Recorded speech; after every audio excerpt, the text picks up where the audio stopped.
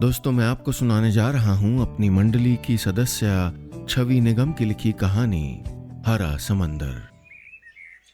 सपनों में बहुत ताकत होती है, खास तौर से अगर वो किसी बच्चे की आंखों में झिलमिला रहे हों। और अगर वो आंखें हमारी 5 साल की मीनाक्षी यानी डिबरी की हों, फिर तो उन सपनों को सच होने से कोई रोक ही नहीं सकता। जैसे जब वो अपनी भूरी आंखें गोल गोल करके कहती है, क्यों झबरू, दादी ने वो जलपरी वाली कहानी सुनाई थी ना, अब देखना समुंदर का राजकुमार आएगा और रेत वाले राक्षस को बडूम से मार देगा। हाँ, तो झबरू डॉगी कूं कूं करके दुम हिला देता। फिर वाकई आने वाले दिनों में उस कस्बे में एक आध रेतीली आंधियां आ ही जाती और सुदूर राजस्थान की वो सामान्य सी घटना डिबरी के लिए बेहद खास हो जाती। देखा ना पापा, कहते हुए वो खुले आंगन में जोर जोर से दौड़ती तो पापा उसे खींच कर अंदर लाते हुए जल्दी जल्दी घर के दरवाजे भेड़ने लगते। वो पीपा खींचकर खिड़की के नीचे लगाती और उस पे चढ़ के पुकारती, देख कितना मजा आ रहा है झबरू, राक्षस हू हू करके भाग रहा है। लेकिन झबरू घबरा के कोने में दुबक जाता। डिबरी अपनी छोटी छोटी चोटियां घुमाते हुए शीशे की मटकी में घूमती मछली के पास जाके गाती, हरा समंदर गोपी चंदर बोल मेरी मछली कितना पानी।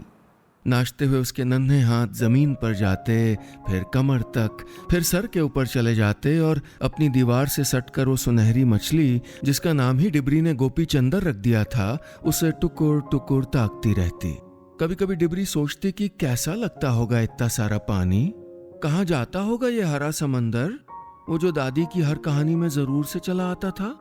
उसके नन्हे से दिमाग में ये बातें घूमा करती। वो कांच के बर्तन से गाल सटाकर पूछती, क्यों गोपी चंदर, क्या तुम्हारे पापा भी समुंदर में रहते हैं और तुम्हारी भी मम्मी आसमान में तारा बन गई हैं क्या? उस वक्त उसकी आंखें बुझ जाती, होंठ लटक जाते। उसकी मायूसी देखकर दूर बैठे पापा भी उदास हो जाते। लेकिन तभी वो मछली जल्दी जल्दी अपना मुंह चलाती और झबरू डिबरी के पैरों से लिपटकर गुदगुदी करने लगता। डिबरी फिक से हंस पड़ती और पापा मुस्कुराते हुए फिर किसी किताब में डूब जाते। वैसे उन्होंने ही उसका नाम मीनाक्षी चुना था, लेकिन वो नाम उसी पल डिबरी में बदल गया जब उसकी दादी ने उसे गोदी में उठाया था। बहुत पहले रोज संझा बाती के वक्त दादी आले में रखी डिबरी में तेल में डूबी बत्ती जलाया करती थी। उन्होंने गुलाबी धोती में लिपटी उस गुलाबी रुई के फाहे सी गुड़िया का माथा चूमते हुए कहा, इस रोशनी के टुकड़े को तो डिबरी कहूंगी मैं। हाँ, बड़े प्यार से बड़ा किया था उन्होंने डिबरी को। लेकिन कुछ वक्त पहले वो भी उसको छोड़कर चली गई थी। तब से जब जब डिबरी को दादी याद आती थी, तब तब समंदर भी याद आता था। और आजकल इसे इन दोनों की ही बेहद याद आ रही थी। रात गहराने लगी थी, लेकिन डिबरी की नन्ही आंखें अब भी सोच में डूबी हुई थीं। आंगन में बिछी खटिया पर लेटे हुए, मच्छरदानी के छोटे छोटे छेदों से आसमान को ताकते हुए, वो अपना सर कभी एक ओर घुमाती तो कभी दूसरी तरफ। तारे कभी बाईं तरफ दौड़ लगाते तो कभी दाईं तरफ। लेकिन जल्द ही वो इस खेल से ऊब गई। उसे फिर से दादी याद आने लगी। उनके गुलगुले से पेट में घुसकर लेटने में कैसा मजा आता था उसे। और उनकी वो कहानियां, रातों से लंबी हुआ करती थी उनकी कहानियां। उसने खटिया में बिछी कथली में खुसी हुई मच्छरदानी ढीली की और गर्दन नीचे लटकाकर धीरे से पुकारा, झबरू, ओ झबरू। नीचे लेटे झबरू ने कान खड़े किए और आंखें मिचमिचा दी। डिबरी ने उंगली ऊपर उठाते हुए कहा, तुझे क्या लगता है, दादी भी तारा बन गई होंगी क्या? झबरू ने उठकर ऊपर आसमान की ओर देखा, फिर डिबरी की ओर, फिर कुछ ओफो के अंदाज में अपने पंजों में वापस मुंह घुसा लिया। उसके सर पे हाथ फेरते हुए डिबरी बोली, पता है, मुझे लगता है यहाँ से जाके वो तारा नहीं जलपरी बन गई होंगी। उनको समंदर कितना अच्छा लगता था ना, लेकिन वो गई क्यों? उसके गाल पर आंसू की एक बूंद ढुलक आई तो झबरू अपना बदन झटकते हुए खड़ा हो गया। उसका हाथ चाटा, फिर खटिया के नीचे सरक गया। डिबरी ने करवट लेकर कोने में रखे बर्तन में तैरते गोपी चंदर की तरफ देखा। चांदनी में उसका सुनहरापन उभर आया था। डिबरी ने पूछा, तुम्हारा घर भी तो समंदर में है ना? बताओ, क्या दादी वहां पे होंगी? लेकिन उसने भी कोई खास तवज्जो नहीं दी। बस दाने चुबलाते हुए तैरती रही। डिबरी ने दोबारा आसमान पे नजरें टिका दी। फिर कुछ देर बाद वो उतरी और पापा की खटिया की मच्छरदानी उठा के उनके बगल में लेट गई। पापा ने नींद में ही उसको थपकते हुए पूछा, नींद नहीं आ रही क्या बिटिया? डिबरी ने सर ना में हिला दिया। पापा कुछ लोरी जैसी बुदबुदाने लगे। डिबरी ने उनका हाथ हिलाया। पापा, समंदर में बहुत पानी होता है क्या? पापा बुदबुदाए। लोटे से ज्यादा, बाल्टी से भी ज्यादा? डिबरी ने पूछा तो उनींदे पापा बोले, हाँ हाँ, स्कूल के पास वाले पोखर से भी ज्यादा, बहुत ज्यादा। सो जा। डिबरी ने जितना हो सकता था उतनी दूर अपनी कल्पना के घोड़े दौड़ा दिए। इतना मतलब कितना पानी? पोखर में तो भैंस भी डूब जाती है, उससे भी ज्यादा पानी? मतलब स्कूल भी अंदर चला जाए, उतना सारा पानी? इस सोच पे उसको हंसी आ गई। अब तो पक्का था, दादी भी वहीं कहीं होंगी और खूब मजे कर रही होंगी। एक बार फिर उसने पापा को हिलाया। हम समंदर देखने चलेंगे क्या? पापा चलेंगे ना? बेटा, चले जाएंगे। नींद में पापा ने कह तो दिया था, लेकिन वो जानते नहीं थे कि डिबरी उनकी इस हाँ को भूलने वाली नहीं थी। अगली सुबह पापा ने जल्दी जल्दी डिबरी को तैयार किया, उसे और झबरू को नाश्ता दिया, खास डिबिया से निकालकर गोपी चंदर को उसके खाने की छोटी छोटी गोलियां डाली और फिर रोज की तरह डिबरी को बगल वाली काकी के यहाँ छोड़कर अपने स्कूल चले गए, जहाँ वो भूगोल पढ़ाते थे। इधर पूरे दिन डिबरी के पेट में गुदगुदी होती रही कि कब पापा स्कूल से पढ़ा के लौटेंगे और कब वो दोनों समंदर के लिए निकलेंगे।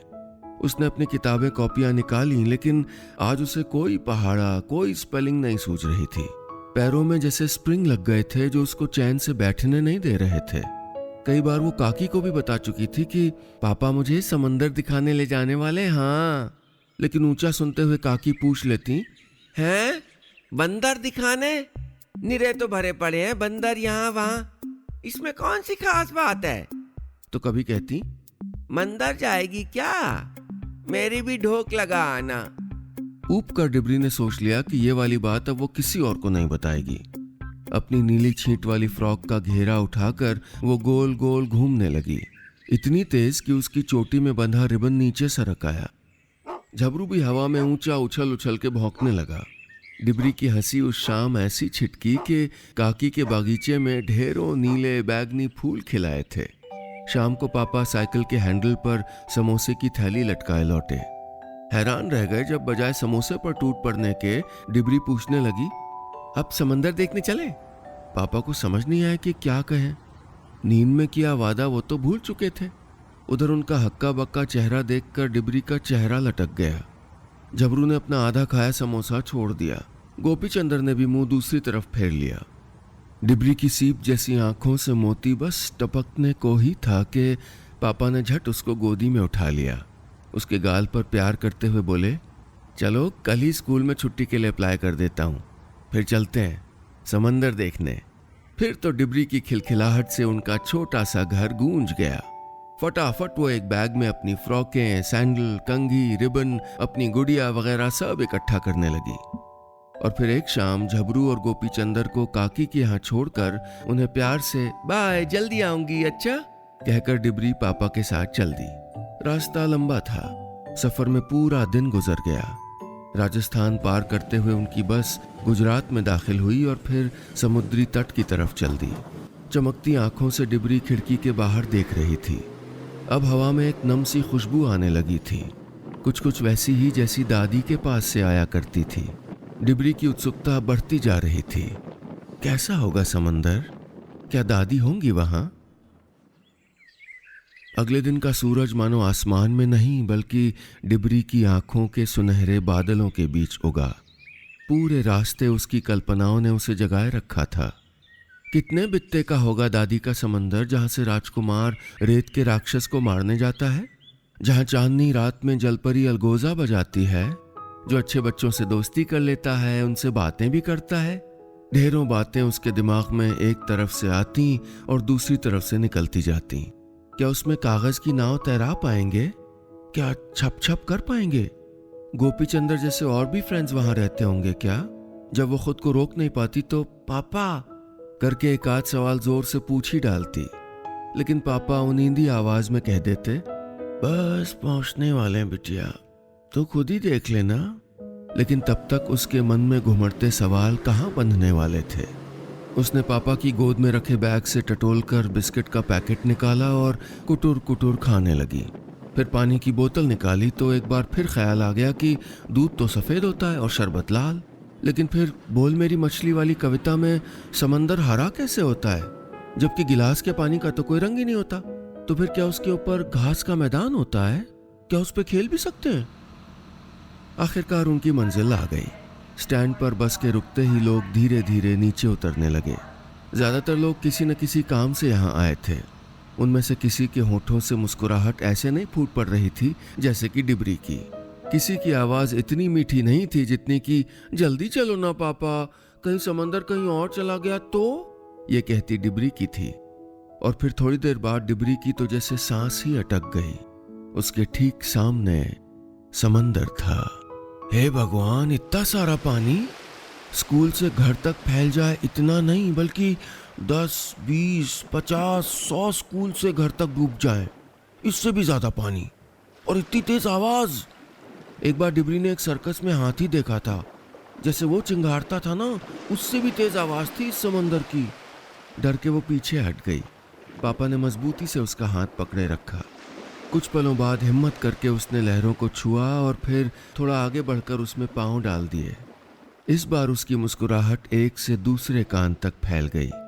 ये समंदर तो दोस्त था, उसके साथ कबड्डी खेल रहा था। खिसकती हुई रेत उसके तलुओं में गुदगुदी करती तो वो तालियां बजाते हुए कूदने लगती। पापा हौले से मुस्कुराते हुए शून्य में कहीं निहारते रहे और डिबरी की छोटी सी दुनिया अचरज से बढ़ती चली गई। पापा ये देखो सीपियां, और यहाँ वाली रेत तो कितनी शैतान है ना, बार बार मुट्ठी से फिसल जाती है। और पापा कितनी सारी छोटी छोटी मछलियां भी है ना? तभी उसकी अगली बात ने पापा को चौंका दिया। वो मासूमियत से कह रही थी, हम समंदर को अपने साथ लेके घर चलेंगे, ठीक है पापा?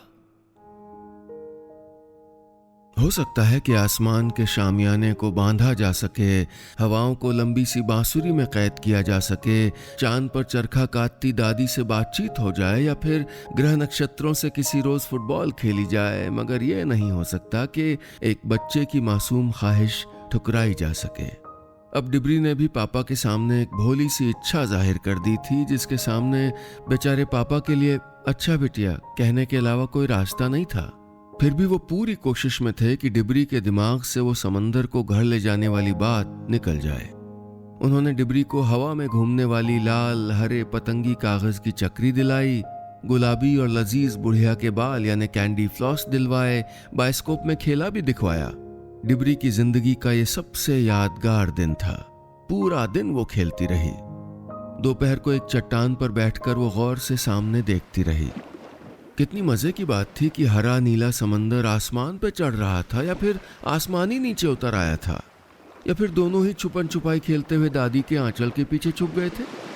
ऐसे ही रंग की धोती तो पहनती थी ना दादी। शाम होते होते उनकी याद एक बार फिर डिबरी को रुआंसी करने लगी।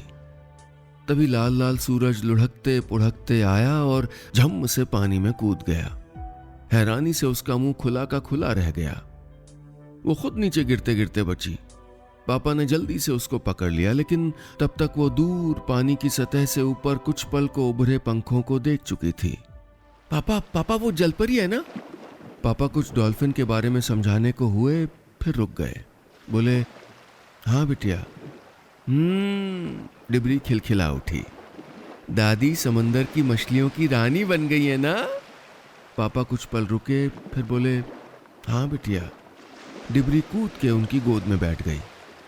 मैंने समंदर को समझा दिया है कि वो अच्छे बच्चे की तरह रहे, किसी को परेशान ना करे। हम समंदर को अपने साथ ले चलेंगे ना? पापा ने लाचारी से इधर उधर देखा, फिर कंधे उचका दिए। हाँ बिटिया। आखिरकार जब उनकी बस वहां से रवाना हुई तब तक सब ठीक हो गया था। पापा और डिबरी एक दूसरे की ओर देखकर मुस्कुरा रहे थे। केवल वो दोनों ही जानते थे कि बस की छत पे चुपचाप बैठा समंदर उनके साथ जा रहा था। मारे खुशी के डिबरी की कसमसाहट थम ही नहीं रही थी। सुबह अचानक बाहर पानी गिरने लगा। हैरान लोग खिड़कियां बंद करते कहने लगे कि ओहो, ये बारिश कैसे होने लगी। लेकिन डिबरी खिड़की से लटक कर ऊपर की तरफ देख रही थी, भीगते हुए मुस्कुरा रही थी। उसे वो पता था जो पापा के अलावा बाकी किसी को नहीं पता था, कि बस के जोर से हिलने की वजह से समंदर छलक आया था। बूंदों को अपनी छोटी सी अंजूरी में भरकर उनसे खेलते हुए वो सोचती जा रही थी कि घर में उसके डॉगी झबरू और मछली गोपी चंदर को समंदर का आना कैसा लगेगा। अगली दोपहर बस उनके कस्बे पहुंची। डिबरी को बड़ा मजा आया कि समंदर ने इतनी होशियारी से खुद को छुपाया हुआ था कि बस की छत पे सामान उतारने चढ़े लोगों को वो दिखाई नहीं। फिर ठुमकती हुई वो पापा की उंगली पकड़े घर की ओर बढ़ती जाती, और जब उसे लगता कि समंदर कहीं पीछे तो नहीं रह गया तो ठिठक के फुसफुसाती, अरे पापा धीरे चलो ना, उसे हमारे घर का रास्ता थोड़े पता है, कहीं खो गया तो। पापा तुरंत कंधे पे टंगा बैग ठीक करते हुए अपनी चाल धीमी कर लेते।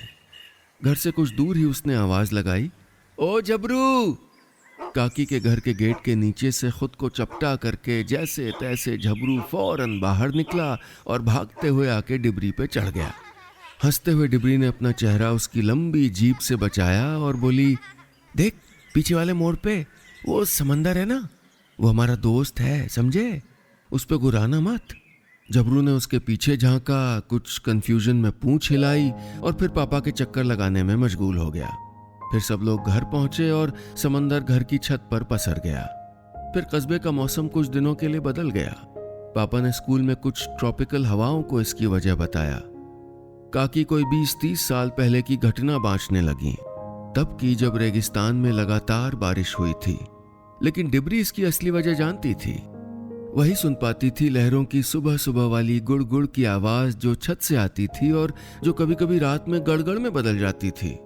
डिबरी के साथ सभी लोग खुश थे, लेकिन जाने क्यों गोपी चंदर दिनों दिन सुस्त होता जा रहा था। अब वो धीरे धीरे तैरता, दाने भी कम टूंगता। एक शाम अपने आंगन में गोल गोल घूमते हुए डिबरी अपनी वही पसंदीदा कविता गा रही थी, हरा समंदर गोपी चंदर बोल मेरी मछली कितना पानी। तभी उसकी निगाह कांच के बर्तन पर पड़ी। गोपी चंदर बहुत उदास नजरों से उसे देख रहा था। अचानक डिबरी को वो मछलियां याद आ गईं जो उसने समंदर में देखी थीं। वो ठिठक गई। समंदर के यहाँ आने पर वो सब कितनी उदास होंगी, और दादी, वो तो वहां बिल्कुल अकेली रह गई होंगी। आजकल तो समंदर की लहरों की आवाज भी अब चीड़ के पत्तों से टकराती हवा जैसी लगने लगी थी। तो क्या वो भी उदास था? डिबरी लगातार सोच में डूबी रही। फिर एक रात वो बांस की सीढ़ी टिकाकर छत पे चढ़ गई। चांद की धुंधली रोशनी में चमकती छत देखकर लग रहा था मानो समंदर सोया हुआ हो। वो फुसफुसाई, सुनो दोस्त, सुबह की बस से तुम अपने घर वापस चले जाना। वहां गोपी चंदर के पापा का ध्यान रखना और मेरी दादी का भी, जरूर चले जाना, अच्छा। फिर अपने आंसुओं को पोंछते हुए वो उतर आई और पापा की मच्छरदानी में घुसकर सो गई। बाद में कई दिनों तक कस्बे वाले इस अजीब सी रात के बारे में बातें करते रहे, जब पहले हल्की बारिश हुई और बाद में रेतीली आंधी चलने लगी थी। ग्लोबल वार्मिंग पापा ने स्कूल में बताया था, लेकिन डिबरी जानती थी कि उस रात समंदर वापस लौटा अपने घर।